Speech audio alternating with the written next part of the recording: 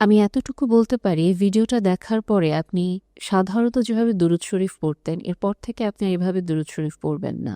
আপনি বা আমি যখন উচ্চারণ করি আল্লাহুম্মা সল্লি আলা মুহাম্মাদি ওয়া আলা আলি, আমি পুরোটা বলছি না, এখানে একটু থেমে গেলাম। দয়া করে কেউ অন্য কোনো অর্থে নেবেন না। এই যে আমরা বলছি সল্লি আলা, সোয়াদ, লাম, ওয়াও, এটাকে আমরা যদি ভাঙি বা এটাকে আমরা যদি বলি, এটা সলাহ থেকে আসছে। সলাহ মানে হচ্ছে কারো দিকে ঘুরে যাওয়া বা কারো কাছে যাওয়া। এবং আমরা যখন দুরূদ শরীফ পড়ছি, এটার অর্থটা কি হচ্ছে? এটার অর্থটা তো এটাই দাঁড়াচ্ছে যে আল্লাহ, তুমি নবীজিকে তুমি সলাহ দান করো। এবং সলাহ মানে আমাদের জন্য নামাজ বা দোয়া। আমরা যখন দাঁড়াচ্ছি আল্লাহর সামনে, আমরা আল্লাহর কাছে যাচ্ছি, আমরা আল্লাহর দিকে ফিরছি। কিন্তু আল্লাহ কিভাবে সলাহ করবেন, আদায় করবেন? আল্লাহ কিভাবে, উনি তো নামাজ পড়বেন না বা দোয়া করবেন না, তাহলে ওনাকে কেন আমরা বলছি যে আল্লাহ তুমি নবীজিকে সলাহ দান করো? এটার মানেটা কি দাঁড়াচ্ছে?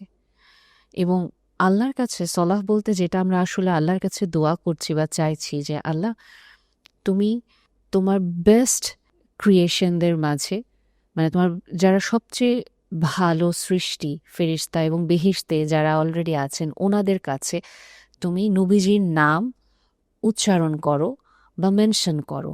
এবং এই জিনিসটা আপনি জাস্ট একটু চিন্তা করেন যে আমরা আল্লাহর কাছে এই দোয়াটা করছি যারা আসমানে আছেন, যারা সম্মানিত বেহেশতে আছেন ওনাদের কাছে।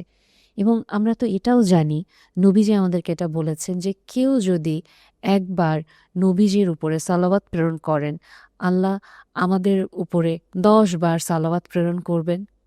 তার মানে জিনিসটা কি দাঁড়াচ্ছে? আমি যখন আল্লাহকে বলছি আল্লাহ তুমি নবীজির উপরে সলাহ প্রেরণ করো, আল্লাহ ইন রিটার্ন আর নবীজির নাম যখন মেনশন করছেন, উনি তো আমার নামও মেনশন করছেন।